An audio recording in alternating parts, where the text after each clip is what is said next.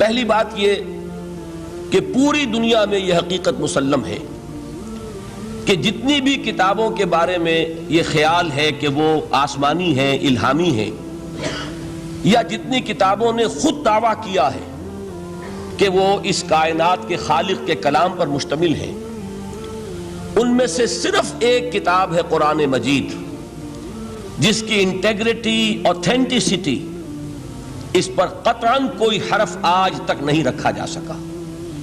باقی کوئی کتاب اپنے اصل ٹیکسٹ کے ساتھ محفوظ نہیں ہے۔ میں ہندوستان کی جو کتابیں ہیں وید اور ان کے شاستر، ان کے بارے میں تو میں کچھ عرض کرنا نہیں چاہتا، اس لیے کہ ان کتابوں کا اپنا دعویٰ بھی یہ نہیں ہے کہ وہ الہامی کتابیں ہیں۔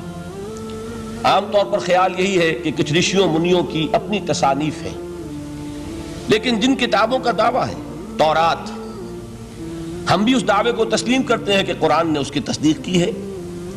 اللہ کی کتاب تھی، فیہا ہدی و نور، قرآن تسلیم کرتا ہے اس میں ہدایت بھی تھی، نور بھی تھا۔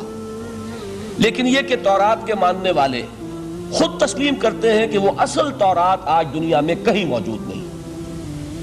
وہ تورات یا وہ احکام، دی 10 کمانڈمنٹس کہ جو پتھر کی تختیوں پر لکھے ہوئے دیے گئے تھے، ان کا آج دنیا میں کہیں وجود نہیں۔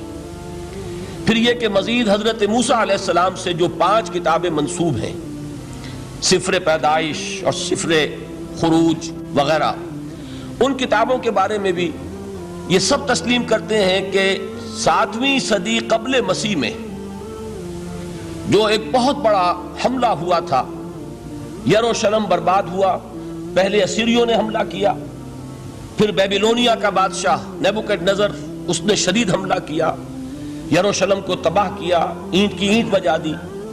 اس کے بعد سے وہ اصل نسخہ تورات کا پوری دنیا میں کہیں نہیں۔ 150 برس تقریباً یہودی ایک طرح کی جلاوطنی کے عالم میں رہے، اسیری کے حالت میں رہے بیبیلونیا میں۔ وہاں سے جب 150 برس بعد واپس آئے ہیں تو کچھ لوگوں نے اپنی یادداشت سے پھر اس تورات کو مرتب کیا ہے۔ گویا کہ یہ بات ہمارے کہنے کی نہیں ہے، بلکہ تورات کے ماننے والے خود تسلیم کرتے ہیں کہ اصل تورات آج دنیا میں کہیں نہیں۔ اسی طرح کا معاملہ انجیل کا ہے۔ قرآن مجید تسلیم کرتا ہے وہ اللہ کی کتاب تھی، فیہ ہدی و نور، اس میں بھی ہدایت بھی تھی، نور بھی تھا، لیکن وہ اصل انجیل کہاں ہے؟ آج دنیا میں جنہیں کینونیکل گاسپلز کہتے ہیں، وہ 4 اناجیل ہیں، کوئی ایک انجیل نہیں ہے۔ میں نے ایک مرتبہ ایک پادری صاحب سے سوال کیا تھا اپنے زبانہ طالب علمی میں کہ which one of them is Bible؟ تو انہوں نے بڑا پیارا جواب دیا تھا، میں ان کی ذہانت کو خراج تحسین ادا کرتا ہوں۔ پہلے تو انہوں نے کہا none of them is Bible، لیکن اس کے بعد اپنی بات قائم رکھنے کے لیے بڑی ذہانت کے ساتھ ایک بات کہی، بائبل از ان them، ان میں سے کوئی، ہم یہ نہیں کہہ سکتے کہ یہ بائبل ہے، لیکن بائبل ان میں ہے۔ ویسے آپ کے علم میں ہوگا کہ 100 سے زیادہ تھیں یہ اناجیل کہ جن میں انتخاب کیا گیا تھا، تقریباً 302 میں غالباً وہ نیکیا کی یہ کاؤنسل ہوئی تھی رومن ایمپرر کے زیر اہتمام، ان میں سے 4 کو چنا گیا تھا، یہ کینونیکل ہے، باقی اپوکریفل ہے، وہ غیر قانونی ہے۔ بہرحال ایک بات بالکل واضح ہے، حضرت مسیح علیہ السلام کی زبان یا عبرانی ہو سکتی تھی یا ارامائک، اور ان دونوں زبانوں میں انجیل کا کوئی نسخہ آج دنیا میں موجود نہیں۔ جو اس کا سب سے قدیمی نسخہ ہے وہ بھی گریک ٹرانسلیشن ہے، تو معلوم ہوا کہ ٹرانسلیشن تو اصل کبھی ہو ہی نہیں سکتا۔ واقعہ یہ ہے کہ کسی بھی زبان سے کسی دوسری کتاب کو جوں کا تو منتقل کرنا ممکن نہیں۔ قرآن مجید کا یہی وجہ ہے کہ علماء ایک بہت طویل عرصے تک ترجمے کی مخالفت کرتے رہے کہ کہیں ایسا نہ ہو کہ اگر لوگوں کی توجہ تراجم کی طرف ہو جائے تو اصل ٹیکسٹ کی طرف سے توجہ ہٹ جائے۔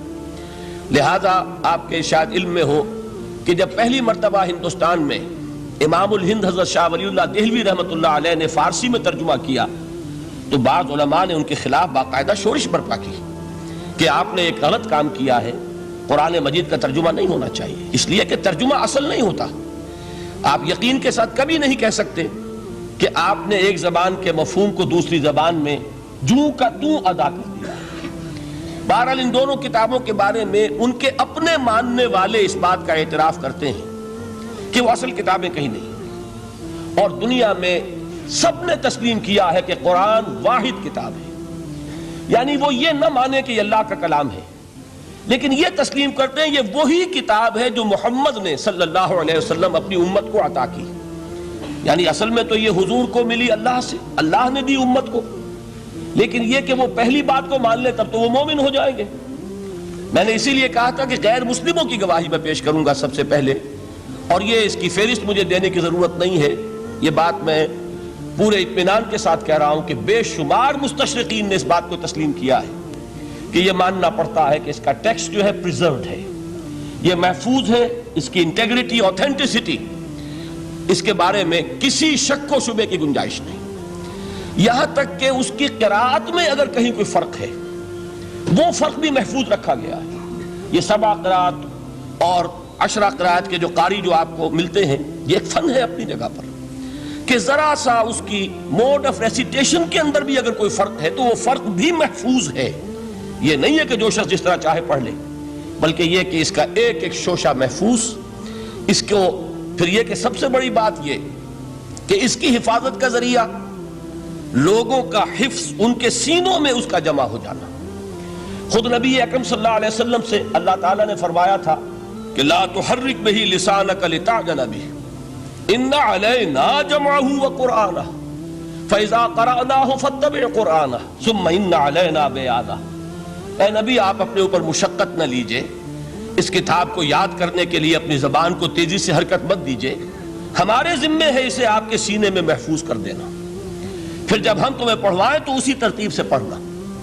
تو یہ قرآن مجید کا جمع کیا جانا، یہ ہمیں معلوم ہے کہ یہ 22 برس کے عرصے میں نازل ہوا، نجمن نجمن، تھوڑا تھوڑا کر کے، لیکن اس کو جمع کرنے کا کام بھی خود اللہ نے اپنے ذمہ لیا تھا۔ ان علینا جمعہ وقرآنہ، یہ بات آ گئی ہے تو میں عرض کر دوں ہمارے ذہنوں میں ایک مغالطہ ہے، اور اس مغالطے کی وجہ سے دشمنوں کو فائدہ پہنچتا ہے۔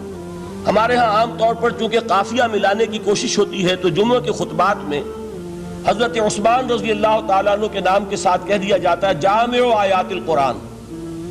اب اس سے کہنے کا موقع ملے گا کسی کو کہ حضرت عثمان نے آیات قرآنی کو جمع کیا، یہ بہت بڑا مغالطہ ہے۔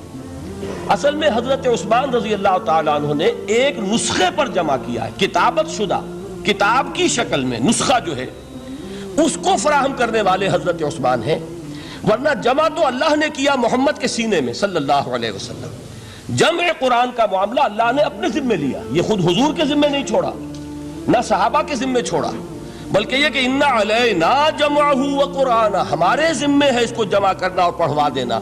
پڑھوانا ظاہر بات ہے بغیر ترتیب کے ممکن نہیں، اور احادیث میں آپ نے سنا ہوگا کہ بارہا یہ بات آپ کے سامنے آئی ہوگی کہ حضور ہر رمضان مبارک میں قرآن مجید کا دور فرماتے تھے حضرت جبرائیل کے ساتھ، اور آخری رمضان مبارک جو تھا آپ کی حیات دنیاوی کا، اس میں 2 مرتبہ پورے قرآن کا دور کیا ہے آپ نے حضرت جبرائیل کے ساتھ۔ اب ظاہر بات ہے جب قرآن کا دور ہوا ہے تو کیا وہ غیر مرتب تھا؟ وہ جمع ہو چکا تھا، مرتب ہو چکا تھا۔ البتہ حضور کے سینے میں سب سے پہلے جمع کیا گیا، اور قرآن اولاً جو جمع ہوا ہے وہ صحابہ کے بھی سینوں میں جمع ہوا ہے۔ وہ کتابت کی شکل میں ایک کتاب کی صورت میں موجود نہیں تھا حضور کے انتقال کے وقت، بلکہ جمع تھا صحابہ کے سینوں میں، اور صحابہ کے پاس کتابت شدہ کچھ اوراق تھے۔ کسی کے پاس اونٹ کی یہ شانے کی ہڈی جو ہوتی ہے بہت بڑی اور چوڑی ہوتی ہے چپٹی، اس پر لکھی ہوئی صورتیں ہیں، کسی کے پاس جھلیوں پر لکھی ہوئی، کاغذ بہت نایاب تھا، لیکن یہ کہ کتابت کی شکل میں پھر اس کو جمع کروایا حضرت ابوبکر صدیق نے رضی اللہ تعالی عنہ، اس لیے کہ جنگ یمامہ میں بہت سے حفاظ شہید ہو گئے، تو تشویش پیدا ہوئی کہ اگر حفاظ شہید ہو گئے تو قرآن مجید کی حفاظت کیسے ہوگی؟ تب حضرت ابوبکر نے صحابہ کے مشورے سے وہ بورڈ مقرر کیا، اور ان میں جو حضور کے زمانے میں کتابت وحی کی ذمہ داری ادا فرماتے تھے انہی کو اس میں جمع کیا، اور انہوں نے پھر اس کو کتابی شکل میں جمع کر دیا۔ تو کتابی شکل میں بھی جمع کیا جانا یہ بھی حضرت ابوبکر کے زمانے میں ہو چکا ہے۔ البتہ حضور نے ایک رعایت دی تھی، چونکہ آپ کو معلوم ہے، آپ اس علاقے میں رہتے ہیں، کہ عربی زبان جیسے کہ ہر زبان کا معاملہ ہے، کہ ہر بڑی زبان میں پھر نیچے بولیاں ہوتی ہیں، کولوکیل۔ وہ جو کولوکیل جو بولیاں ہیں ان میں مختلف طریقے سے لوگ پڑھتے تھے۔ اس سے پھر یہ اندیشہ ہوا کہ یہ مختلف لہجے اگر رہے تو اس سے بھی پھر قرآن کے بارے میں اختلاف ہو جائے گا۔ تو حضرت عثمان رضی اللہ تعالیٰ عنہ نے پھر قرآن مجید کا ایک اوتھینٹک نسخہ تیار کیا کہ اب صرف یہی نسخہ دنیا میں رہے گا، اور باقی سارے نسخے جو ہیں ان کو تلف کر دیا گیا، تاکہ اب وہ لہجے کا کوئی اختلاف جو ہے وہ بھی باقی نہ رہے۔ اور اس کے 4 نسخے تیار کیے گئے، اور وہ نسخے آج بھی دنیا میں موجود ہیں۔ ان میں وہ نسخہ بھی ہے کہ جس پر خود حضرت عثمان رضی اللہ تعالیٰ عنہ کی خون کے دھبے موجود ہیں، کیونکہ وہ شہید کیے گئے ہیں۔ تو وہ ایک نسخہ جو انہوں نے اپنے پاس رکھا ہوا تھا وہ اس کی تلاوت فرما رہے تھے۔ بہرحال پہلی بات یہ ہے جو بالکل تاریخی حقیقت ہے کہ جن کتابوں کو بھی آسمانی ہونے کا دعویٰ ہے ان میں واحد کتاب ہے قرآن مجید، جس کا متن محفوظ ہے۔ دنیا میں کوئی اور کتاب ایسی نہیں ہے جو یہ دعویٰ کر کے قرآن کے مقابلے میں آ سکے۔ اور پھر آپ کو معلوم ہے کہ کتنے بڑے پیمانے پر پوری امت میں اس حفاظت قرآن کے عمل میں حفاظ حصہ لے رہے ہیں۔ لکھوکھا حفاظ موجود ہیں۔ بعض ممالک میں آپ کو 8-8 10-10 برس کے بچے جو ہیں وہ حافظ مل جائیں گے۔ کوئی دنیا میں اور کتاب نہیں ہے کہ جس کے حافظ موجود ہیں۔ بڑے بڑے علماء کی تصحیح کر دیتے ہیں 8-8 سال کے بچے کہ یہ آپ غلط پڑھ رہے ہیں۔ اس کے اس طریقے سے ایک ایک شوشہ جو ہے وہ محفوظ کر لیا گیا ہے۔ تو یہ بات جو ہے یہ قرآن مجید کی عظمت اور فضیلت کے ضمن میں پہلی حقیقت ہے کہ جسے ہمیں سامنے رکھنا چاہیے۔ اور اس حقیقت کے ادراک و شعور کے لیے قرآن پر ایمان لازم نہیں ہے، بلکہ یہ وہ بات ہے کہ جس کا اعتراف ہر شخص کرے گا، خواہ وہ قرآن کو اللہ کا کلام مانتا ہو یا نہ مانتا۔